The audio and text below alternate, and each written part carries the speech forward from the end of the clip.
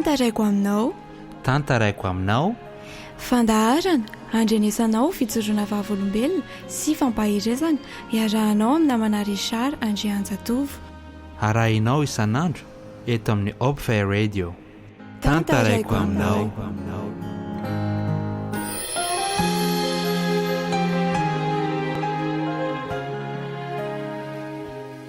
Mbola ho tamana ety any ve ianao io e? Miarabanao amin'ny anaran'i Jesosy ny namanao Richard Andrianjatovo. Manonona ny fiadanan'i Jesosy Kristy ho aminao sy ny ankonanao. Ivavaka isika.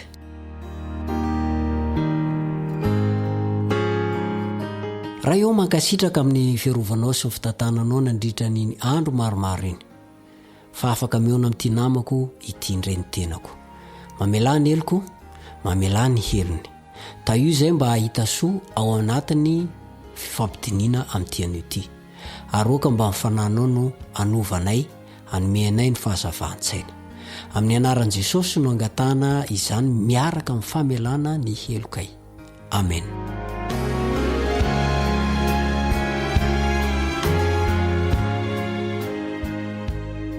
Izaho moa dia anisan'ny olona tian'ireny documentaire ireny.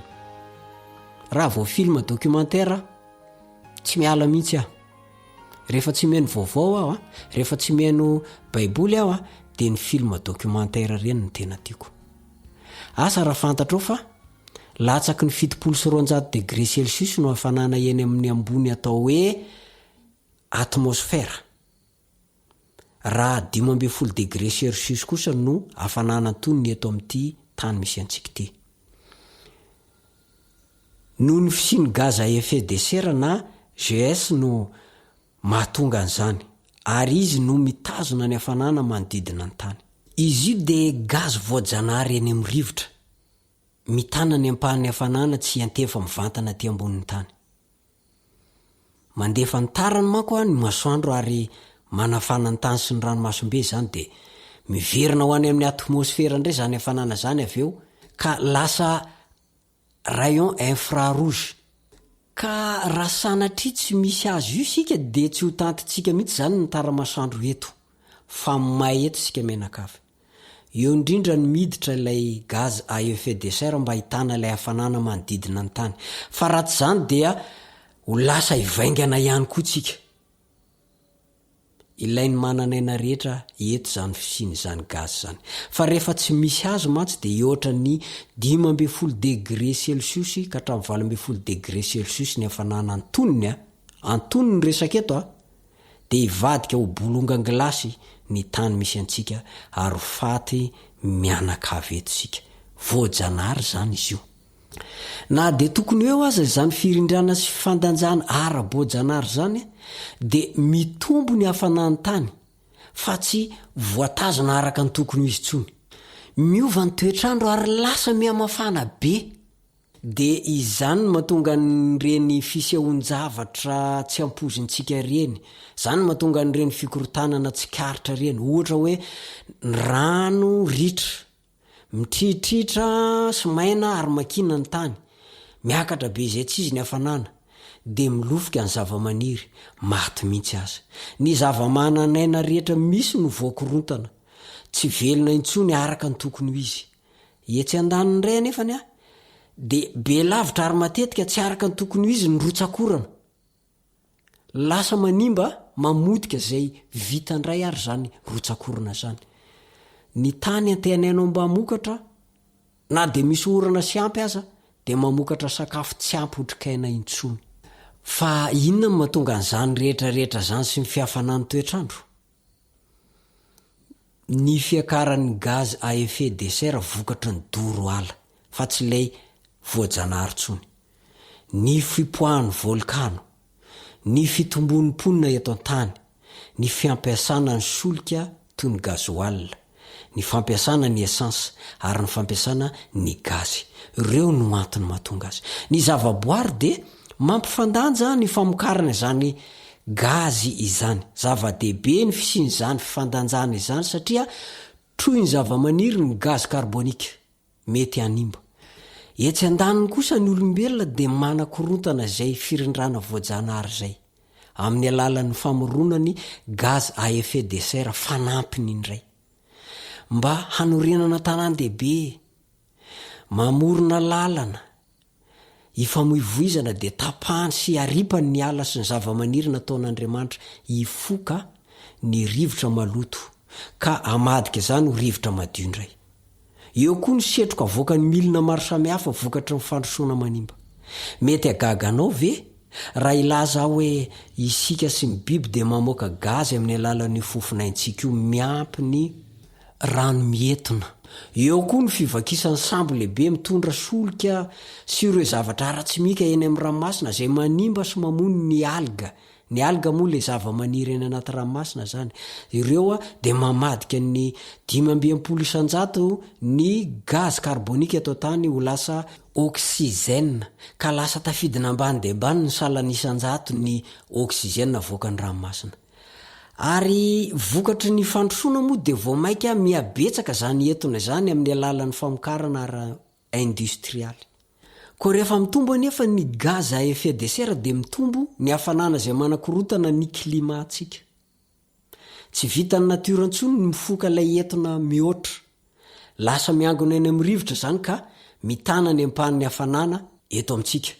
Vokatra zany dia miakatra ny hafanany bola tany misy antsika.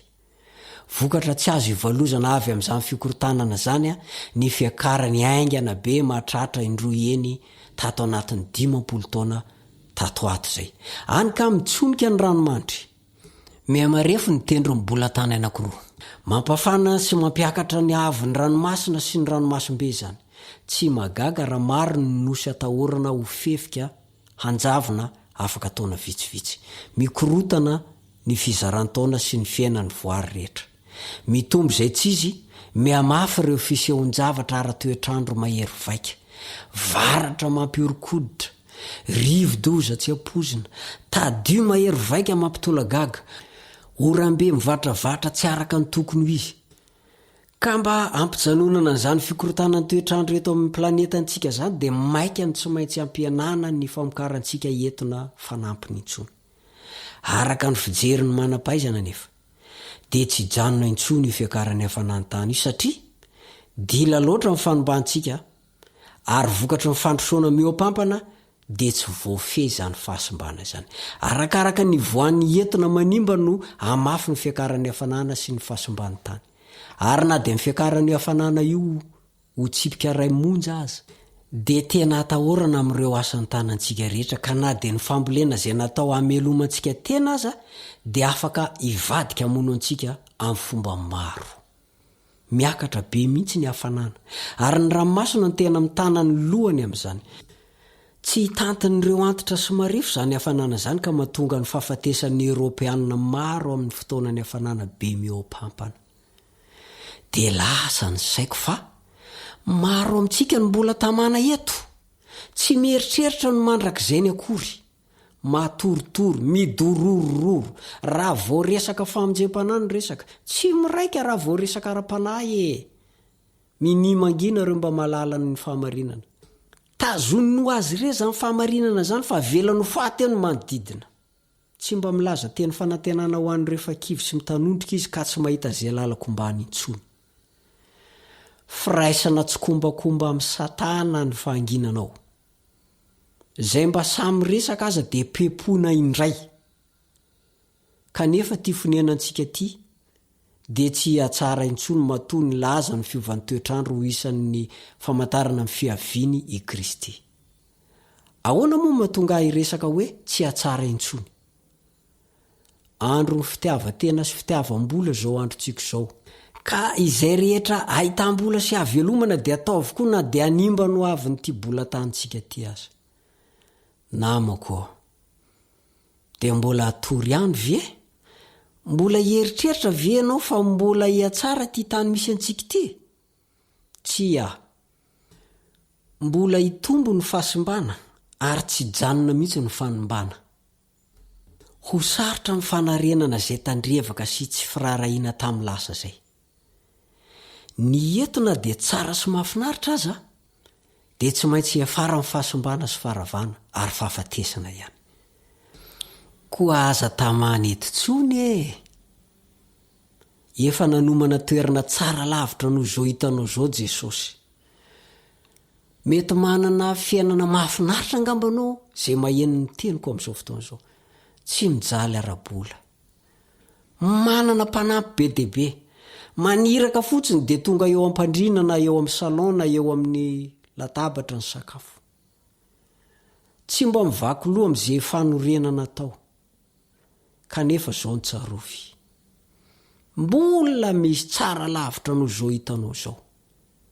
Ahoana tokoa moa voalaza amin'ny Baiboly e? Ny fiavian'i Kristy indray no amaha izao olana misy izao.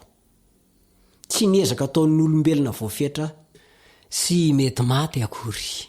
Zany tsy midika hoe andao iravoravo tanana.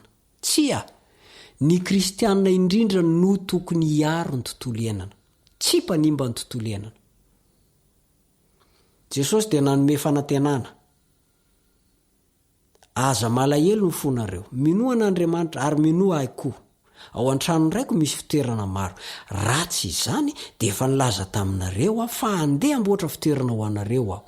Ary raha andeha amboatra fitoerana ho anareo aho dia ho avy indray ka handray anareo ho any amiko. Ka izay toerako no hitoeranareo koa. Jaona 4:4-7. Faraka ny voasoratra hoe, izay tsy mbola hitan'ny maso, ary tsy mbola ren'ny sofina na niditra tao am-pon'ny olona, na inona no efa namboarin'Andriamanitra ho an'izay ty azy. Kortianina 2:2-7. Kortianina 2:2-7. Fahoriana sy fijaliana ny eto. Ka efa nampanantena Andriamanitra, efa nanome toky ilay mipetraka eo ambony seza fiandrianana fa nenina ho an'ireo izay andany aminy hoe, indro havaoziko ny zavatra rehetra. Ary hoy koa izy, soraty fa mahatoky sy marina ireo tenin'ireo. Apokalipsy 1:2-5. Apokalipsy 1:2-5. Mahatoky sy marina, izany hoe tsy misy lainga fa azo atokisana tokoa. Ary ho fafany ny ranomaso rehetra amin'ny maso. Ary tsisy fahafatesana intsony sady tsisy alahelo na fitarainana na fanaintainana fa efa lasa ny zavatra taloha. Apokalipsy 1:2-7.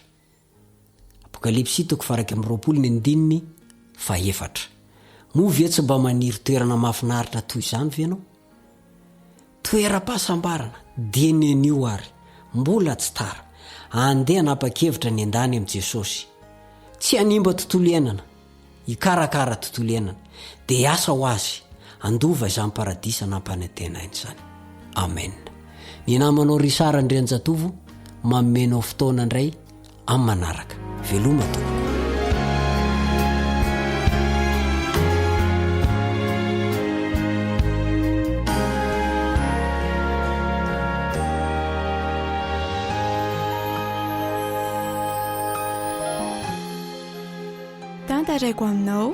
Tantaraiko aminao fandaharana andrenesanao fitsoroana vavolombelona sy fampahirezana iarahanao amin'ny namana Richard Andrianjatovo.